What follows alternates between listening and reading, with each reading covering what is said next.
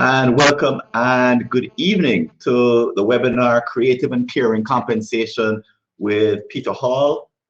My name is Francis Wade, in case you have not met me online or somewhere in CareerHR forum or LinkedIn or someplace. We've already gotten so people say good evening, Denise. If you could go ahead and just say hello in the chat, let me know that you're hearing me loud and clear and that you're seeing me also. Want to make sure that both sides of the equation are working. And Hermes, and hi Judith. And okay, this part of the evening is working already. All right, so I'm gonna just go to the sharing my screen because we have already 17 people with us, and our speaker, I'll bring him up in a minute, but I have some business to conduct first. I guess that's become the norm, just to cover some announcements. Okay, there you go. So if you're here to hear about creative compensation with Peter Hall, you're in the right place. And tonight's session is going to actually be divided into two, much in the same way as we did last week, if you were involved last week. So in the first part of the session, we'll have a presentation, interactive presentation from Peter. He'll be starting at, well, no, in just a minute. We'll go in this mode for about 70 minutes. Then we're going to take questions all the way through, of course, and I'll practice your ability to ask questions in just a minute. We'll be taking a 5-minute intermission and then jumping right back into our discussion and networking session. So Peter has some questions that he is going to pose to us, and he wants us to answer them and work with them as we network and talk with each other and basically enjoy each other's company between 7:15 and about 8:30. That's Jamaica time. And then once we're finished this evening, you're invited. He'll be giving you an invitation to join his compensation coaching circle. And that, as you probably know, our coaching circles are pretty small, only about 8 to 10 people. And he'll give you the details. So let me make sure you remember how to ask and answer questions here on Remo. So over there on the right, you're typing into the chat portion of the right-hand panel. If you click on Q&A, I'd like you to ask me a question so that I know that you know how to ask questions here on Remo. So go ahead and ask me an easy question. I'll see if I can answer it. There's that pregnant pause as folks flip over and start typing. It flies through the internet. It comes here to Jamaica. How are you today, Judith? Judith, thank you. I'm doing very well. I hope you're doing fine too. Is it raining in Jamaica? Denise asks. No, but it's very overcast and it's supposed to rain this weekend. And Diana, Diana, glad that you made it in. But Diana didn't put a question. More of a statement that let us know who she is. Great. So what I'm going to ask you to do is during the presentation tonight is to put your questions into the Q&A box, because Peter will be answering the questions at the end. And just to remind you, the entire next year, the next 12 months going up until about April or so, the focus here on CareerHR Forum is on HR putting on its own mask first. The whole idea is that HR's development and training and growth has been put on a back burner ever since the recession of 2008. That's when training budgets, they were already cut before, but that's when they were decimated. And HR's training was put way down deep in the basement to happen one day. And this year we're about reversing that in all of our activities. And in particular in our webinars, as you may notice, there's a theme to them. They start with a webinar, they continue with a coaching circle. And at the same time, a coaching circle is launched as a public discussion on the topic. And we're building up in this manner until our virtual conference in September. And just in case you're joining us for your first webinar, this is actually it's the third or fourth in the series. It's the fourth in the series, but it's the third leading up to our virtual conference. So the first one had to do with learning, second one had to do with consulting, First one was by Tracy Wallace, second one by me, and the third one tonight is where you see that round that round red circle. You're here with Peter Hall. And then coming up in a couple of weeks, we have our next session, next webinar, which is with Ron Johnson and Julie Turney. And the topic is branding, but specifically how to leverage LinkedIn. So one of the things I've noticed is that LinkedIn has never been an HR professional's favorite tool to play with, to put it mildly. And I've always argued that HR professionals should be all over LinkedIn and encourage where I could. However, that's all changed. I don't need to encourage anyone anymore. Why? Because COVID has done all the encouraging that we need. So this is going to be a very important seminar because many of us in the profession are not using LinkedIn. We don't even have a profile, or it's stale, or it doesn't have a picture, or it doesn't have a bio. And I can tell you as a consultant, that's the first place I look when I consider working with someone, is to LinkedIn. So in the future, near future, the other topics that we have coming up have to do with communicating after the lockdown and adjusting, basically going back to work after the lockdown. And as you may remember, we are heading and leading up to the conference in September.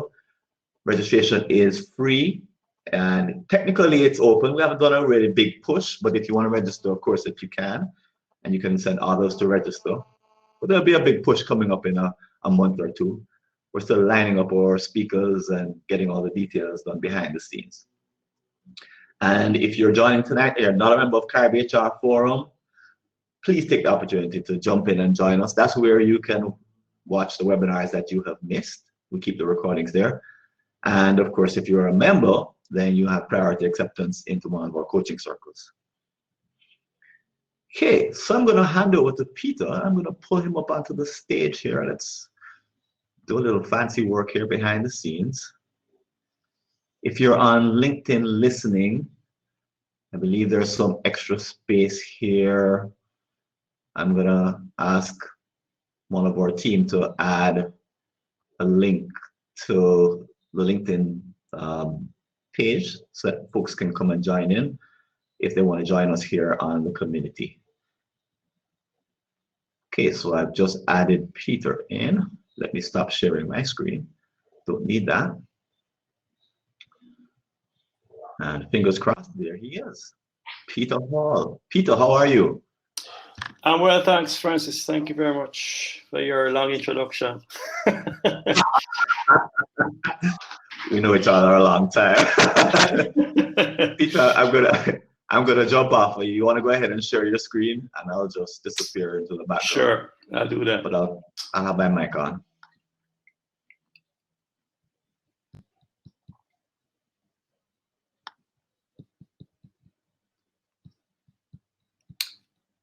All right, where has this gone now? Cool.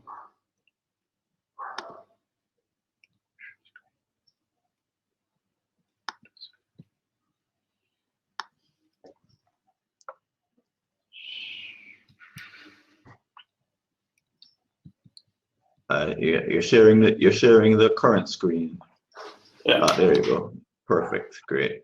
I'm going to disappear.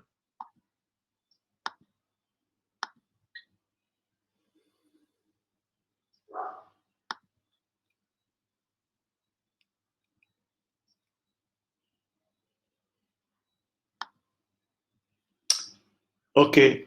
Assuming everybody can see that.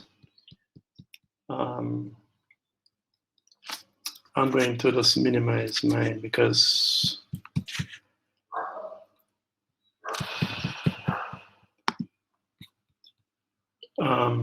Francis, I want to be able to see my screen as well as to see your screen. How do I do that?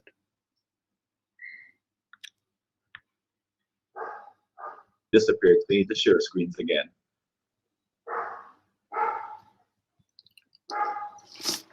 So do that part again.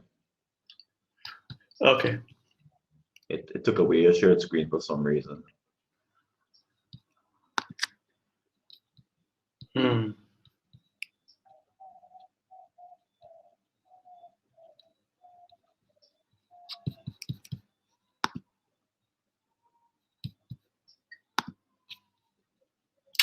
I'm not sure why it's doing that. Okay, and then do the trick that you did before.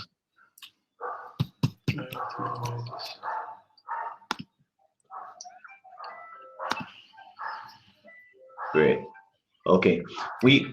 On our side, what the viewer can do is that the viewer can maximize the screen that has your slides on it if they want to Right. do it. So you're fine leaving it just side by side.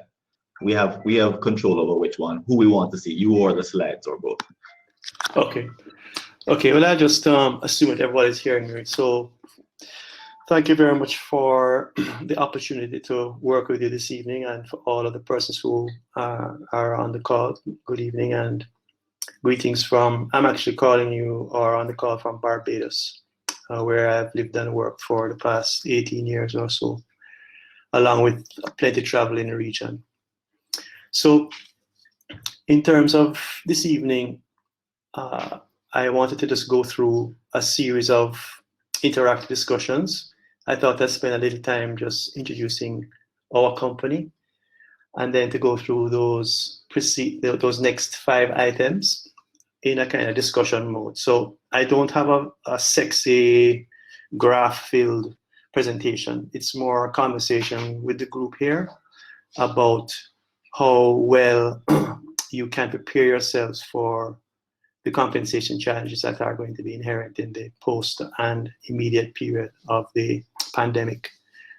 So my quick introduction, I won't spend a lot of time on it, is this just to share with you that we've been in business since 2008. That's LPD Hall Associates. It's basically a family-owned business, but I say that guidedly only because a lot of our work gets done along with associates. Francis being one of those, and others. We work with many associates from the region as well as from the US, from the UK, Canada, and so on, depending on what sort of client work we're actually doing. My work prior to being in the company was in human resources with the Diageo business as well as with First Caribbean International Bank, where I basically the HR and marketing functions for the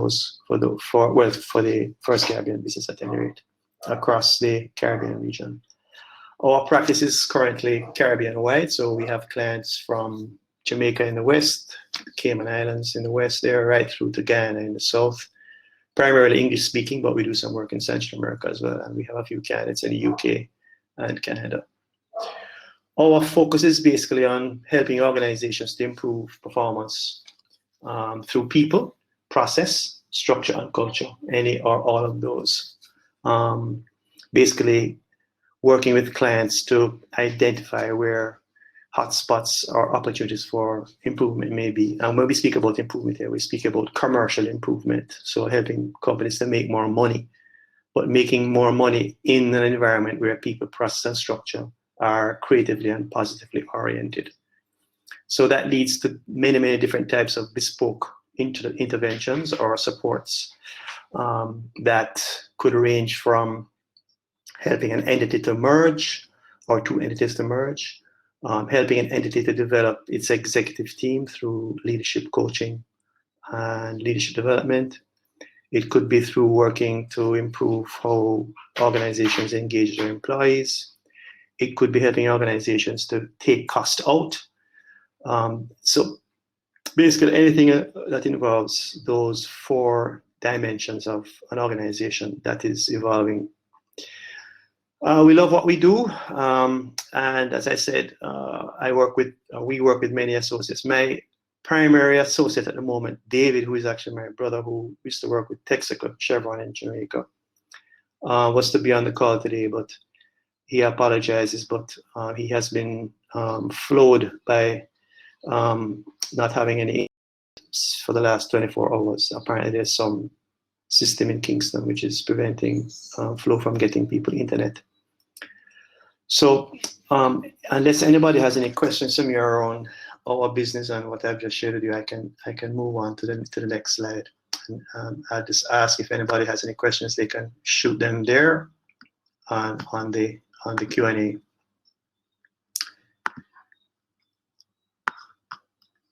And maybe Francis, you can alert me if I'm missing any, please. Are you hearing me, Francis?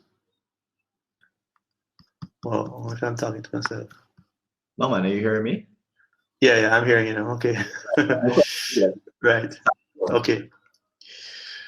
Okay, so if I were to move to the first slide, where we're basically talking about compensation in the now, meaning what's happening today, precisely today, with respect to compensation in many organizations, given the pandemic.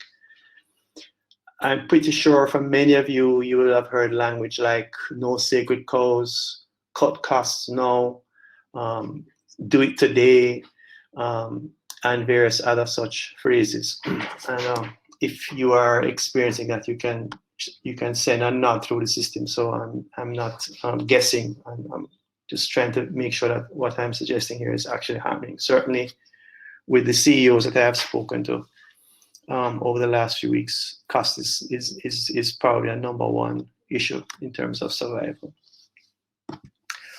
But while this is the case,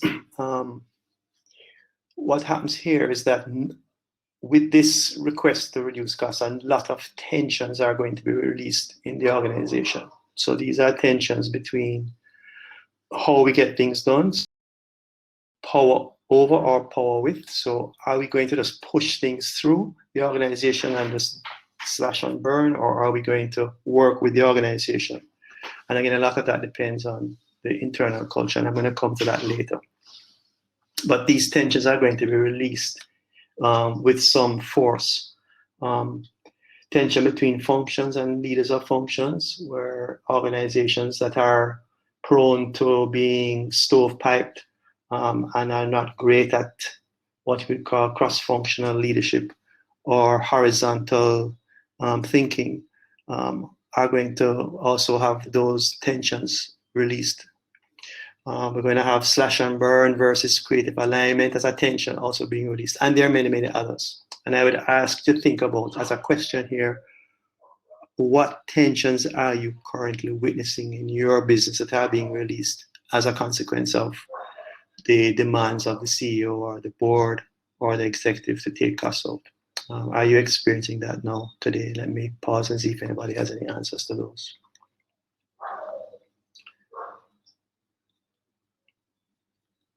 If you're having any such experience, that is, of course. The notion here is that with the urgency, and in some senses, people will get a sense of, I guess, panic. A lot of many different types of polarities are going to emerge in the organization and the associated tensions. And we need to be aware of these before we even begin to think about how we might resolve some of the issues. You had a comment, Francis. Right, Deborah says slash and slash.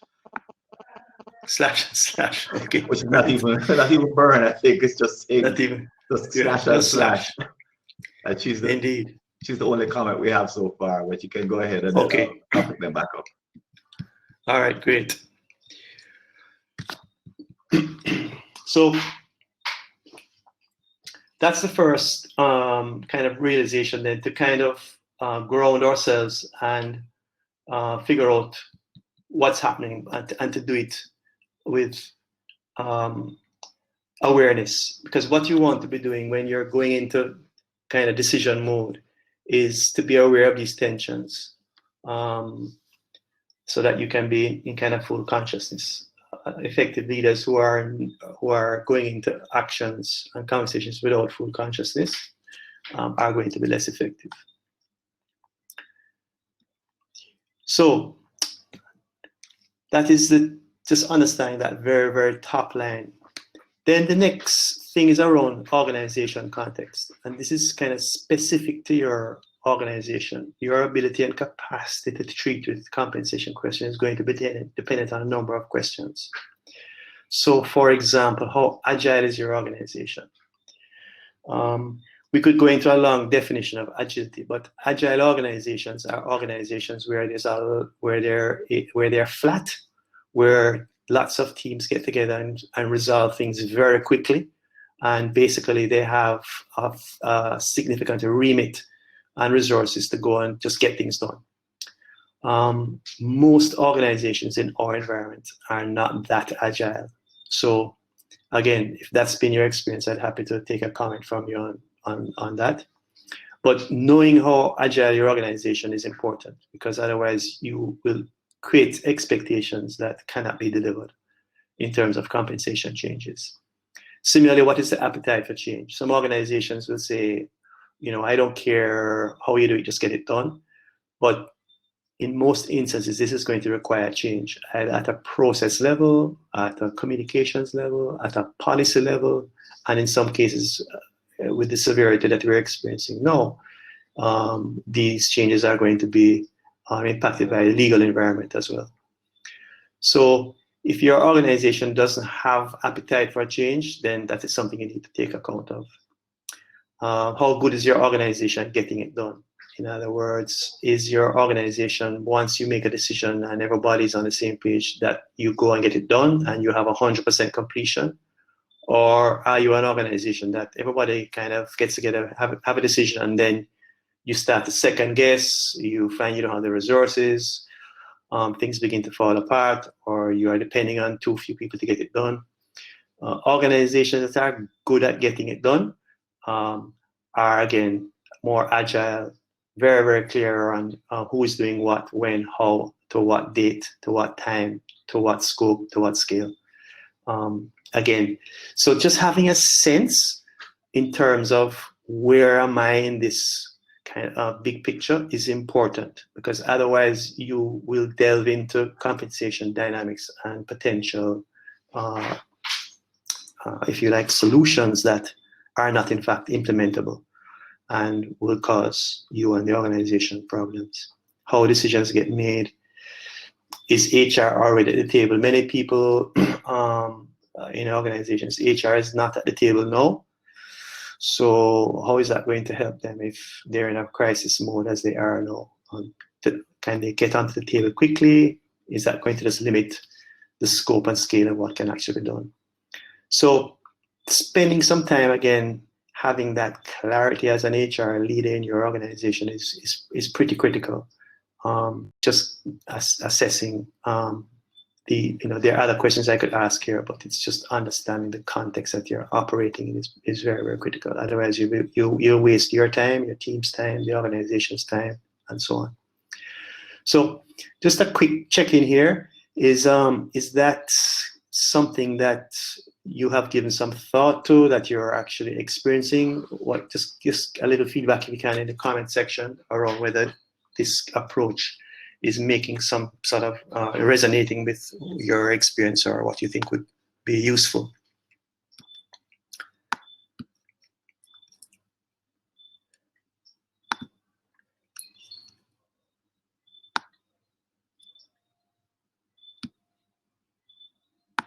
I'm not sure if any comments are coming in there,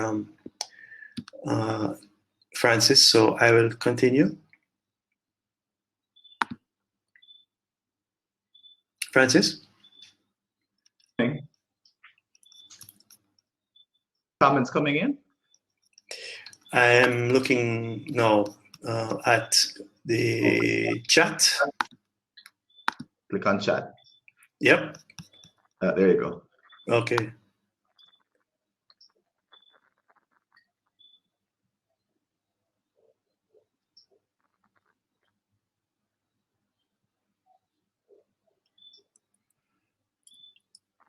So you want me to read them off, and then you can. Yeah, that's great. So Hermes says, very relevant. Then he says, HR comes to the table during dessert. That's what you are. HR. Boy, you should talk about that. HR is at the table and at work every day, remotely and fully on site, Sean says. So in his situation, HR is right in the middle of it. So we have everywhere from dessert to being right there and fully on site. Okay. All right.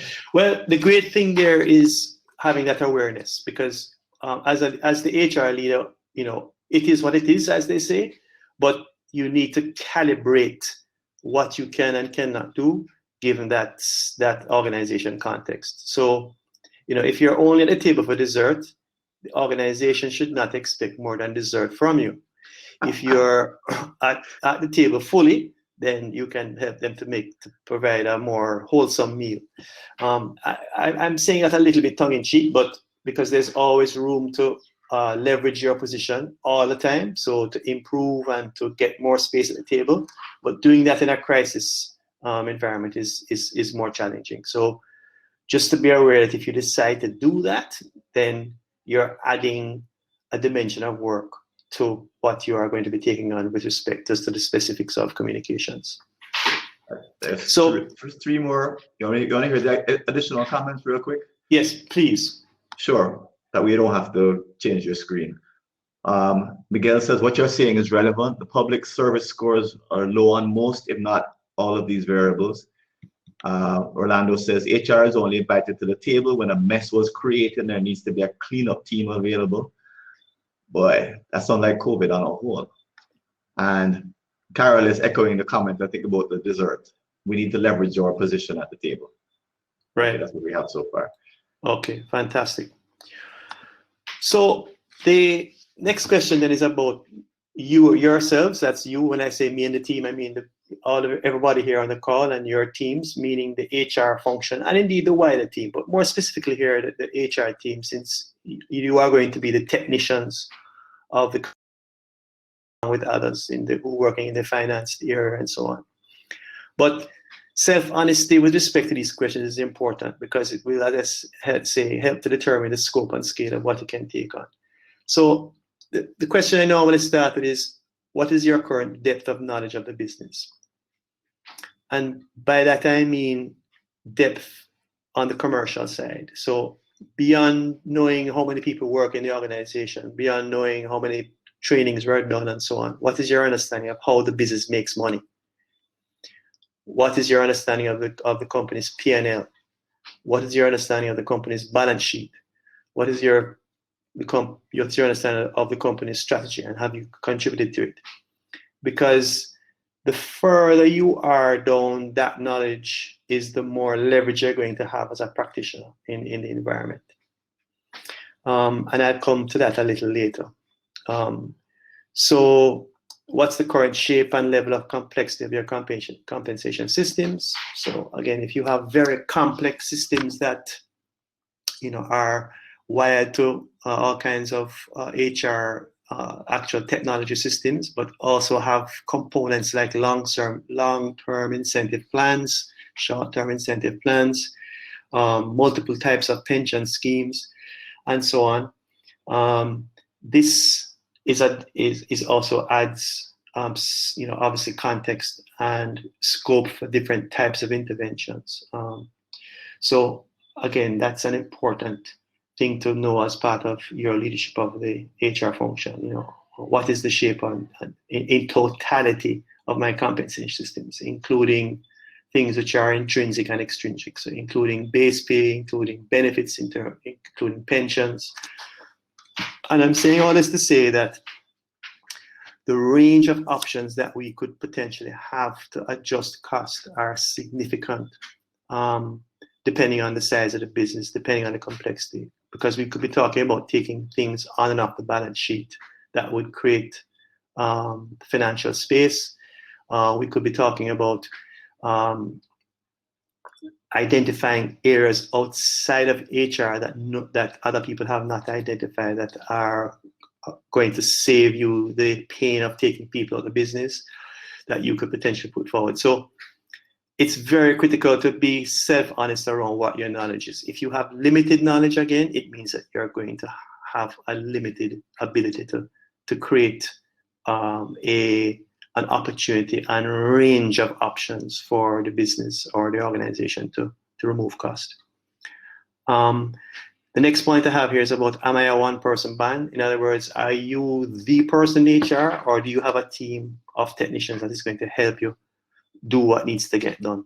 In many organizations, we end up with it's one or two people in the HR function who are doing all the work, who have all the skills, who have all the knowledge, who have all the understanding, and we basically overburden them and things can collapse. So that's also important to understand. And that includes systems. Because if we're talking about doing analysis quickly, it has to be done importantly. So a very critical understanding is, where am I on this page? Where am I?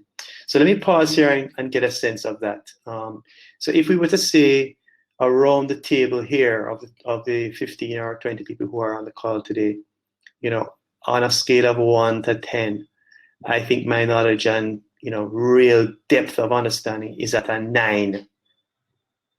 You might want to raise your hand and tell me, or if you think, well, I think I'm closer to a 4 or whatever that may look like. Just get a sense of what that spread is. You can just put it into the chat so we can have a look and see. And this is a critical point for credibility. So we have a 7 coming in. Nice, I see that. Nice, Denise. 6.5, nice. I like the 0.5. Okay, lots of 6s. So we're kind of middle of the road, maybe a little better than middle of the road. So great stuff. Again, having this understanding is important because, again, it might mean that if your understanding is limited, then you might need some help. So when they say, well, where would I get that help from? Can I get that help internally? Do I need to go outside the company? Whatever. But if you take it on with the current knowledge that you are feeling that you're not quite there, that can also lead to problems, because it means that your solutions may not be sufficiently anchored in the commercial understanding of the business. So again, an important part of context even before we begin to talk about headcount and the rest of it. So the next area we talk about is fact basing. In all of the assignments that certainly I have done more recently, with respect to compensation in particular, you have to fact base. So, and by that I mean you have to be able to present the organization in terms of how it is set up to a person. And by that I mean you should have a line of sight to every inch of cost that is in the company by headcount. And you should be able to slice and dice that so you can show the information in different ways. You can show the information by administrative function. You can show it by different business units. You can show it by demographic. You can show it by earnings per employee. You can show it by employee engagement score. You need to be able to present the organization pretty much in any way that is going to potentially give you an insight to where costs might lie or where the opportunity for delaying costs might lie. And again, that's down to a person. And I use the word person here because at the end of the day, we're talking about people when we're talking about headcount. And one of the elements of today's discussion is about how do we address the issue of cost in an environment where care is of utmost importance. Right now in the world, as you would all know, looking after each other and taking care of humanity is the #1 item. I think I would say that most people around this table would be agreed. So how do we balance that tension between caring, but also creating an avenue for our organizations to survive and to do so respectfully? So this is also a very important point, and many HR leaders are light on this. When CEOs ask them for information, they have to go away and take 2 days to come back. There are lots of analytical tools that are available now that allow you to use Excel-based data to look at the organization in different ways. And basically what you would be needing to do is that if you say, I think solution X is to do a particular intervention, and your CEO says, well, how is that going to affect everybody in sales? You need to be able to say, it's going to affect these 15 people in this way, these 20 people in this way, these 14 people in this way.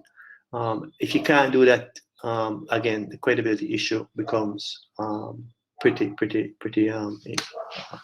We're not good. So, and this is again across all dimensions of compensation. And I have in red there at the bottom, being able to do this also creates what I've labeled here as permutation development capability.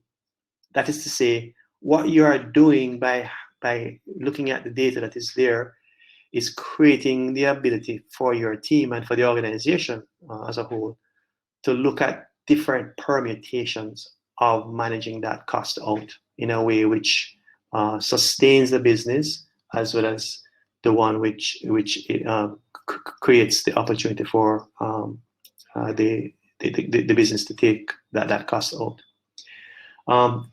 You don't need huge technology for this. What you need is Excel and people who can enter data into Excel. Even if you don't have a big, sexy HR system, you just need to have someone who can kind of invest the time in putting the basics into Excel just to get it going. But again, without this, you're basically vulnerable to error and also vulnerable to making mistakes. And again, that's a credibility issue. So this is a huge and important element of taking things forward. Let me pause there and get a sense from the group here as well about what is your current fact basing capability? Is it at 5? Is it at 6? Is it at 10? What is it? Because if you can't fact base, you're basically walking around in the dark. Let me pause there and see if there are any comments coming through the chat about our fact basing capability currently.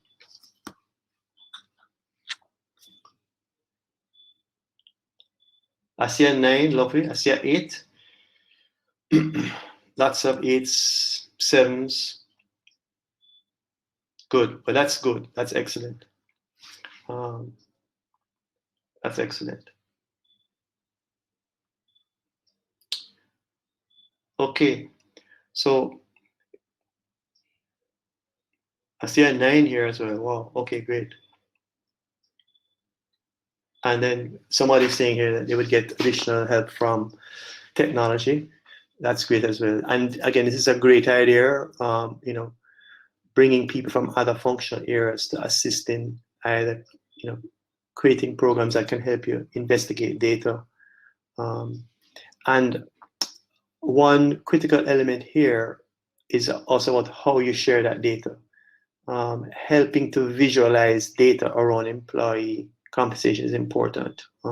It is obviously anchored in numbers, but how you can show that by using different charts and tables is very, very helpful to the wider organization when you're looking at opportunities as well. That's more about helping people to visualize what you're seeing. So beyond just understanding the numbers and making sure they're right, it's also how you present. And there are actually software out there that can help you to do that as well. But a very, very important part of addressing the compensation issues are around this very, very critical area of fact basing. Okay, so if we were going to think about what our approach should be, what we're suggesting here, first of all, is that you would kind of start from where you want to end. And I recognize that the end is also fluid, so it need not be an end that is finite, but you want to start somewhere. So if somebody is saying to you /////, you need to have a number that you're working from, what that looks like. But before we go there, I want to go back to a point that I made earlier around your ability to contribute outside of HR in helping to determine where those costs should come out. So leaders who are in the HR area but who are also commercially aware and who can read a P&L should be looking at that P&L very closely at all operational costs. So looking at every line item in the P&L that has a cost attached to it, and looking at the trend, and looking at what the likely trend would be given where the organization is today, to see where there may be other opportunities for a cost to come out, which would relieve the need to remove people as a first shot. So this would include things like your marketing expenses. Also, it would include interesting things like depreciation, because it could be possible that some items that are being depreciated now could be depreciated at a different rate, given the fact that if you're working in a financial services institution, for example, you're suspended people from paying you. It means that the way that we look at depreciation could potentially be challenged. All of these things have to be checked against financial accounting standards and so on. The point I'm making here is that do your homework around looking at where other costs could potentially come out. For those of you who are running DB schemes, these are defined benefit pension schemes. This may be an opportunity to look at those, because defined benefit schemes also have a drag on companies' balance sheet. So if there's an opportunity to look at DB schemes now and create an avenue where you can shift people from DB to DC now will be the time to do that. So again, it's looking for every conceivable avenue that is creative, that is respectful to the employee, but is also creating a financial opportunity that helps us to do compensation in a way, as I said, which is caring, but also addressing the need for the business and the organization to survive. So again, that starting point, which is the big number, your CEO says to you, well, I need to get X million out, should, in my view, be looked at in the context of, well, where is this cost coming out? So that there's some sort of understanding about how the organization approaches that, as opposed to just jumping to cut headcount. But back to the point again, if you can't investigate a P&L and you can't investigate a balance sheet, and you may need help to look at how, for example, the point I made earlier about DB to DC, all these things are big opportunities for some organizations that have not explored them at this point, up to this point. So let me pause there and see whether or not if there's anybody in the group here that has kind of had that kind of flashpoint where they say, well, actually, what's happening in marketing in terms of cost, what's happening in other areas, operations in terms of cost, what's happening in terms of other areas such as depreciation, so that we do have a really robust trawl of cost in the organization and bring the organization to that point of truth with respect to cost. Is anybody experiencing that currently, or felt that they have the ability to do that? If you could talk in the chat, that'd be great. Let me get a sense.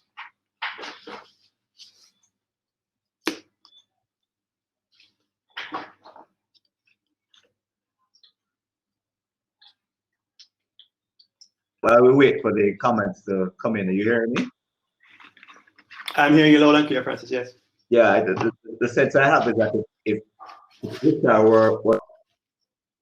the CEO asked for X million of cuts, and then HR were to pop out and say, yes, and a comprehensive look at our business would show that the cost would come out in the following years as well, that people would fall out of their chairs. I mean, the CEO would have a heart attack, the CFO would immediately start defending, and the rest of the executive team would, in most of the executive teams I've worked with, they'd be in shock if the conversation were to go that way. Have you had that experience where an HR leader has gone addressed the total costs and had the executive team either push back or react in shock or just nod their head numbly? What has happened when people have done that? You're directing that question at me or the group? To you, yes. Right. Well, I mean, I think my sense of it is that organizations are a little bit more mature now. Again, I'm not sure of the profile of the group here, but I would expect that it's a very reasonable question for the HR, and indeed the CEO should be asking it of everybody. And indeed, the discussion around costs coming out should be one for the entire leadership.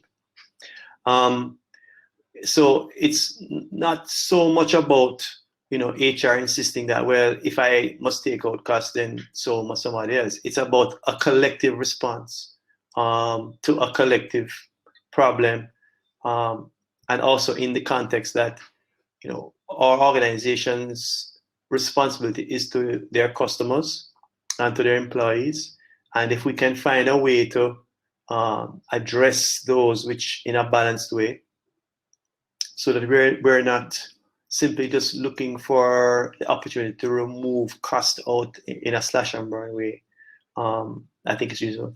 I'm thinking that I've had one or two instances where obviously you as an HR person you raise issues around cost in other areas, and people may get a little bit kind of chuffed by it, but our responsibility is to bring those discussions to the table,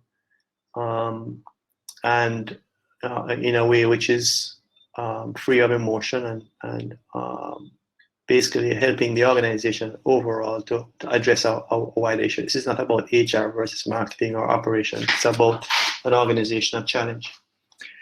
And I think in the group here, we have people who have said that they are HR leaders at the table, and certainly, if that's the case, that should be something that is quite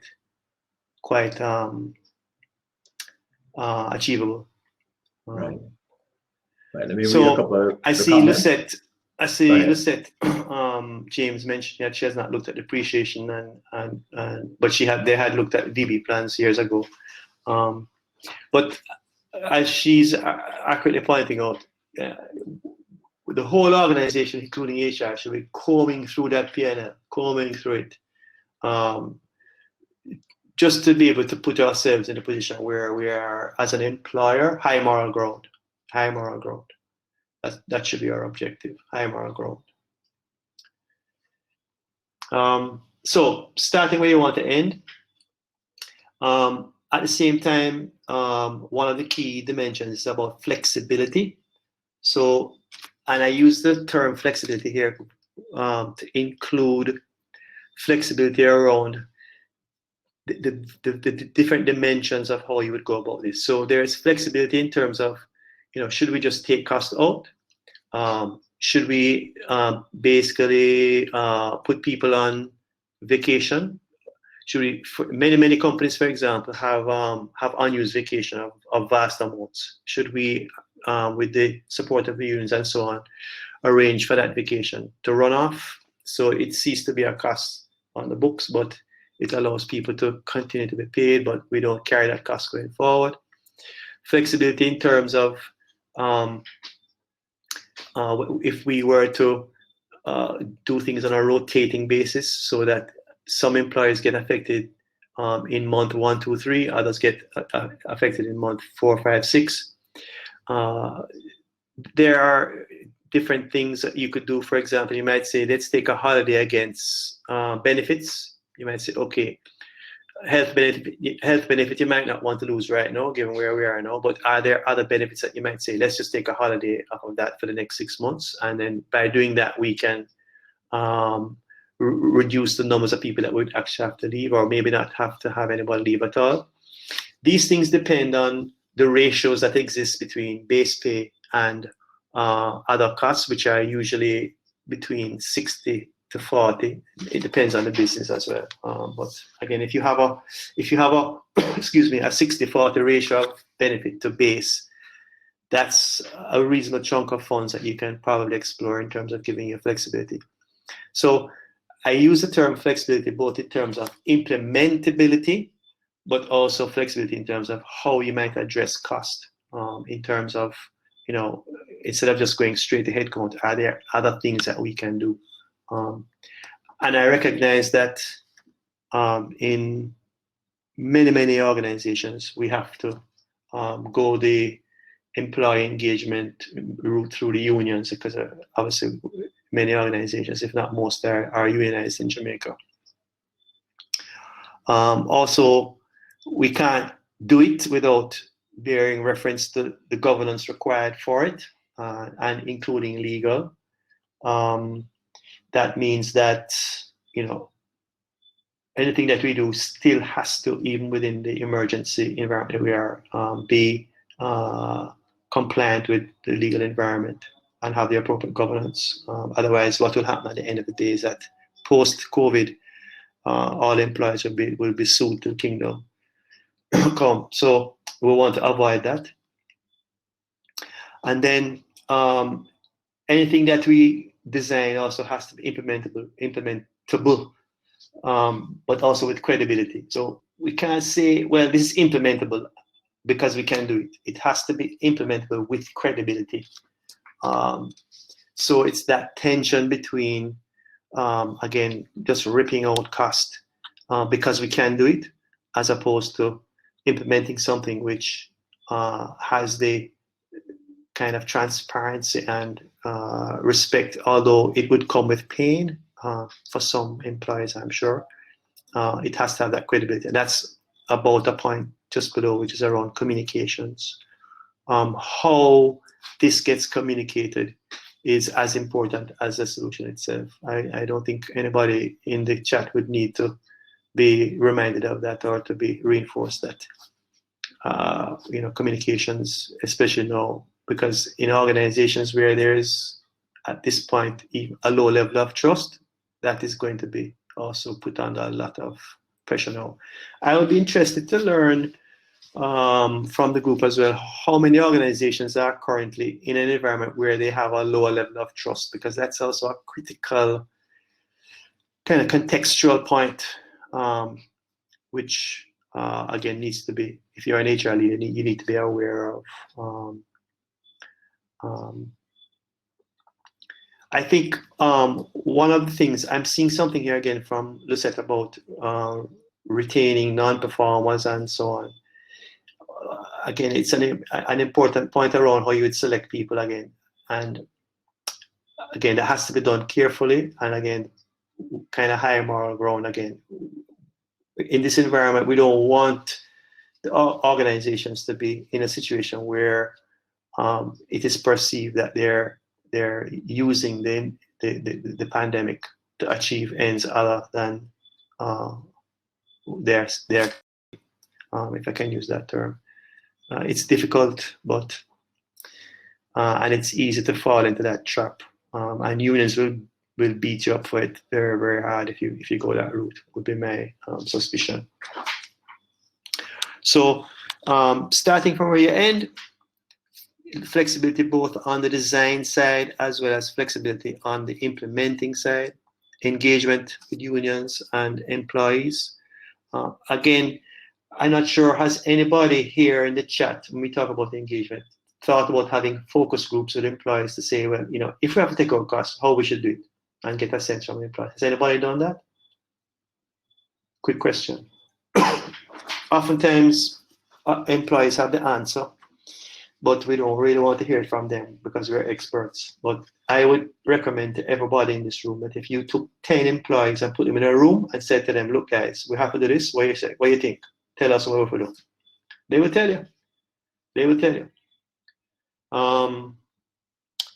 So that's also, when I speak about engagement, I'm not just talking about, you know, sending out a note from the CEO thanking people for their service. It's about how do we engage the full brains of the business to resolve what is a very sticky and situation. So you may not call it a focus group, but again, I think getting a sense from employees as to, you know, what would they be willing to look at in terms of addressing it, and you'll be able to kind of throw it into the mix.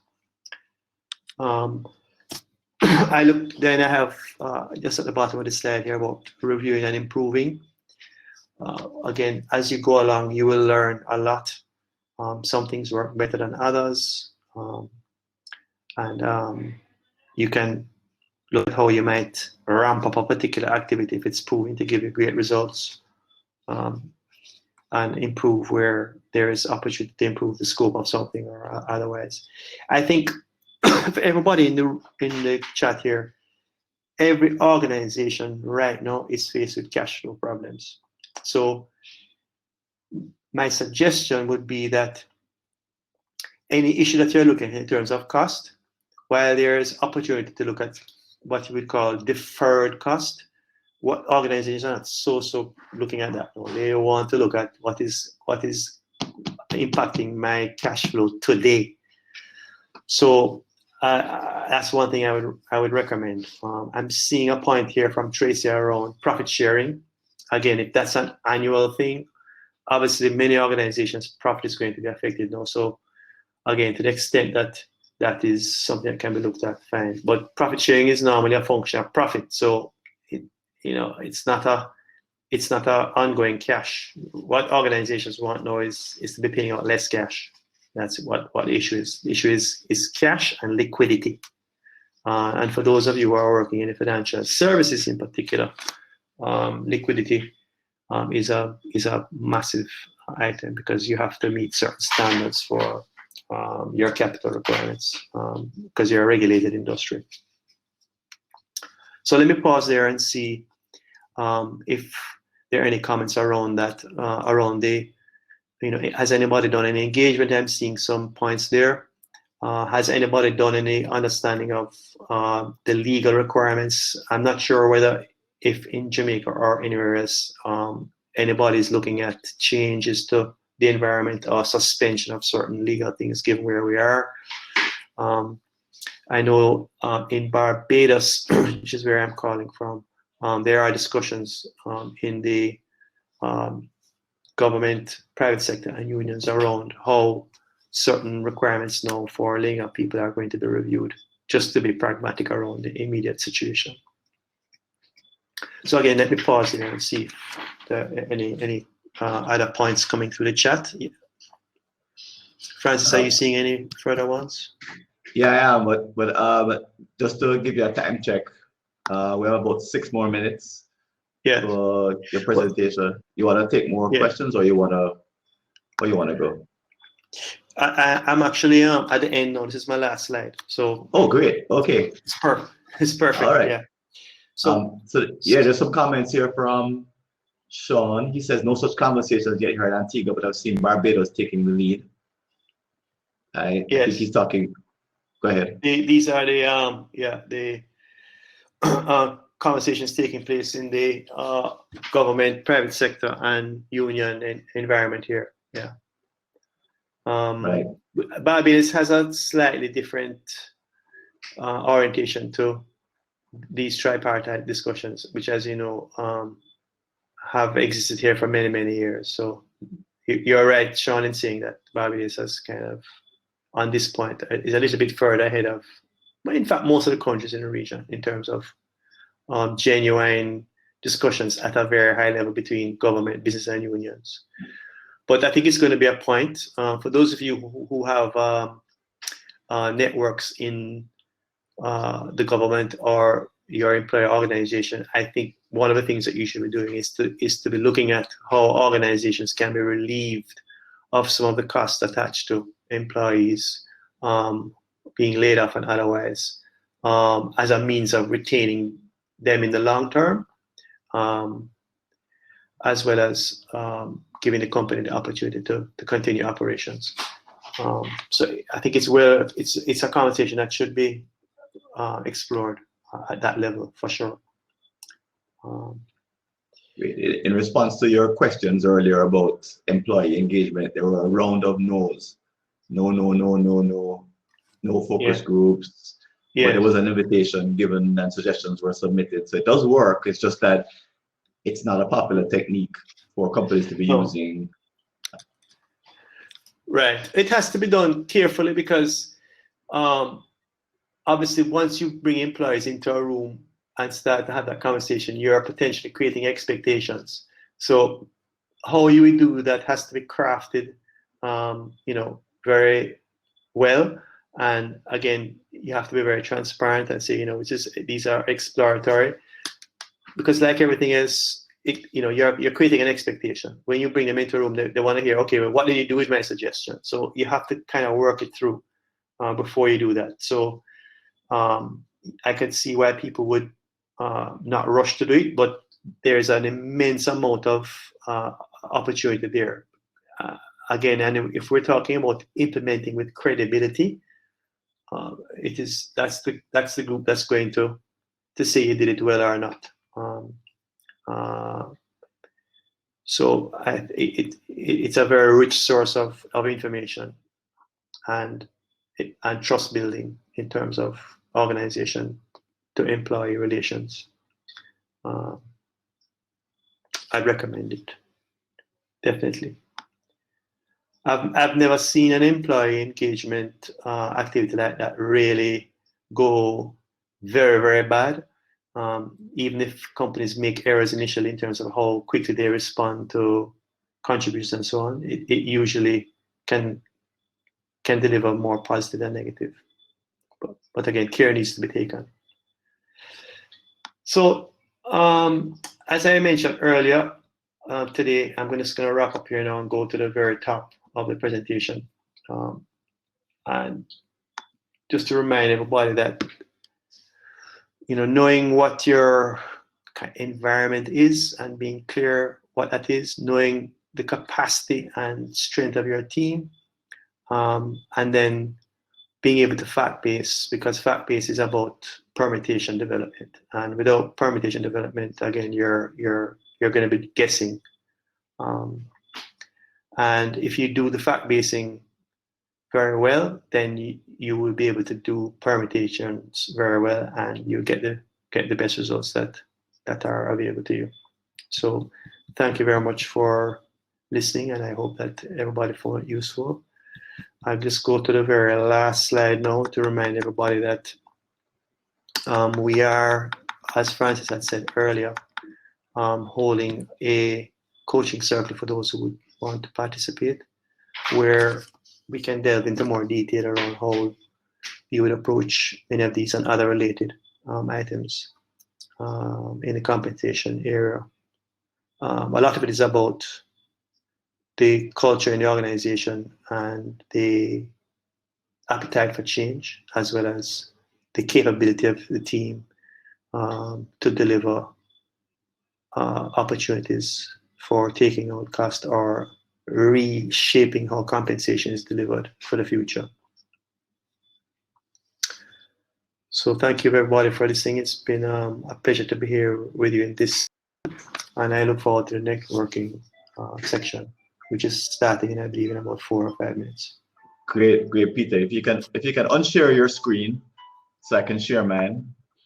Great. So I'm going to share my screen, and boy, we could definitely keep going, because you are, and you know what, in the networking that's coming up, Peter's going to be hanging around, guys. So don't waste this opportunity to spend time with him. He can only hold 4 people at a table, but you want to grab some time with him if you have some specific questions. Don't let this opportunity go by. So we're going to move into the networking session starts at a 1:45, which is about 3-4 minutes time, and that's the link that you want to follow in blue. I'm going to keep the link up as we go ahead. As you go into the networking session, if you're brand new to Remo, a couple of things that you want to pay attention to. The first is that you want to make sure to turn on your camera and your microphone at the bottom of the screen so that you can talk and see other people. When you turn it on, it goes from red here to green, right?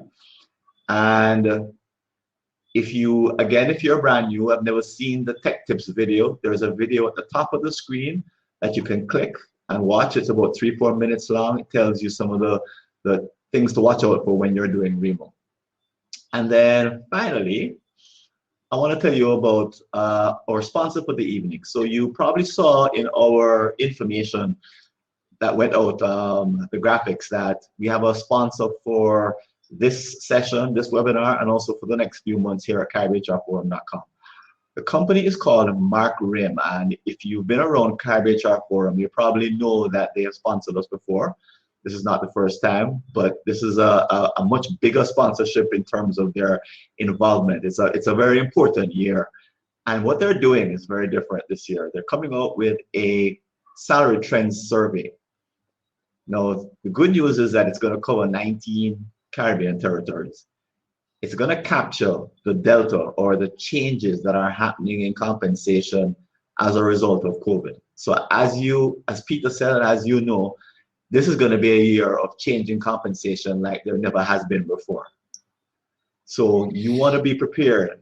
And one way that you can be prepared is to have your organization be involved in the survey and use the data, the summaries that come from that in order to help you in your ongoing decision making. Now, unfortunately, most companies are going to have to cut before the survey is complete in around September or so. But having that data in hand will tell you whether you cut too much, not enough. It's the difference between basically making decisions by the seat of your pants, driving in the dark, and having some actual data that tells you, here's what's happening across the region, here's what our competitors are doing, here's what industries are doing, here's what other countries are doing.